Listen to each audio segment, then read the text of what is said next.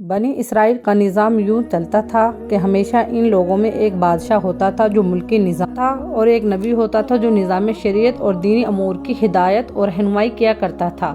اور یوں دستور چلا آتا تھا کہ بادشاہی یہود ابن یعقوب علیہ السلام کے خاندان میں رہتی تھی، اور نبوت لاوی بن یعقوب علیہ السلام کے خاندان کا ترہ امتیاز تھا۔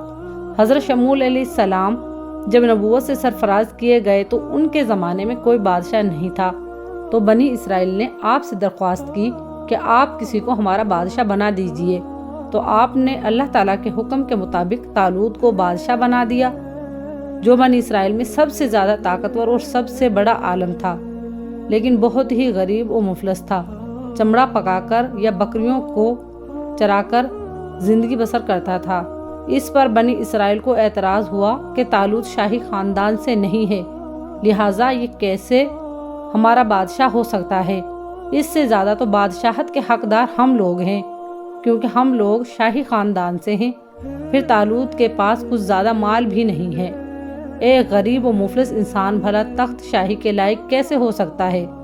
بنی اسرائیل کے ان اعتراضات کا جواب دیتے ہوئے حضرت شموئیل علیہ السلام نے یہ تقریر فرمایا، اسے اللہ نے تم پر چن لیا، اور اسے علم اور جسم میں کشادگی زیادہ دی، اور اللہ اپنا ملک جسے چاہے دے، اور اللہ وسعت والا علم والا ہے۔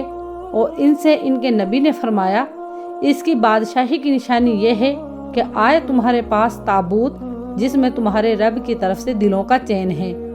چنانچہ تھوڑی ہی دیر کے بعد 4 فرشتے صندوق لے کر آ گئے، اور صندوق کو حضرت شموئیل علیہ السلام کے پاس رکھ دیا۔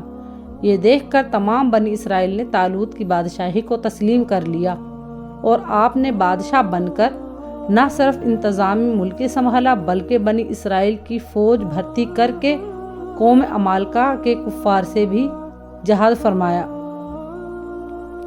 اللہ تعالیٰ نے اس واقعے کا ذکر قرآن مجید میں فرماتے ہوئے اس طرح ارشاد فرمایا، جس کا ترجمہ یہ ہے، اور ان سے ان کے نبی نے فرمایا کہ بے شک اللہ نے طالوت کو تمہارا بادشاہ بنا کر بھیجا ہے۔ بولے، اس سے ہم پر بادشاہی کیوں کر ہوگی، اور ہم اس سے زیادہ سلطنت کے مستحق ہیں، اور اسے مال میں بھی وسعت نہیں دی گئی۔ فرمایا، اسے اللہ نے تم پر چن لیا، اور اسے علم اور جسم میں کشادگی زیادہ دی، اور اللہ اپنا ملک جسے چاہے دے، اور اللہ وسعت والا علم والا ہے۔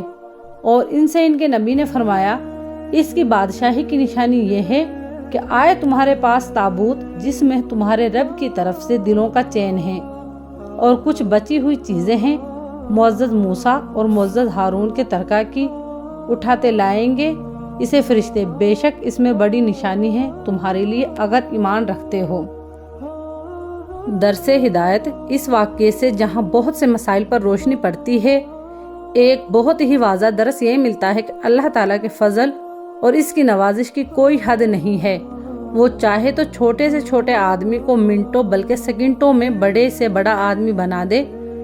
دیکھ لو، حضرت طالوت ایک بہت ہی کم درجے کے آدمی تھے، اور اتنے مفلس تھے کہ یا تو دبگر تھے جو چمڑے کو دباغت دے کر اپنی روزی حاصل کرتے تھے، یا بکریاں چرا کر اس کی اجرت سے گزر بسر کرتے تھے، مگر لمحہ بھر میں اللہ تعالیٰ نے انہیں صاحب تخت و تاج بنا کر بادشاہ بنا دیا۔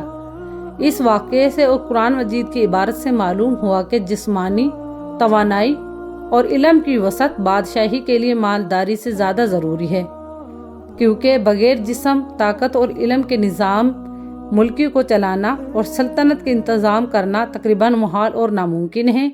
اس سے ظاہر ہوا کہ علم کا درجہ مال سے بہت بلند تر ہے۔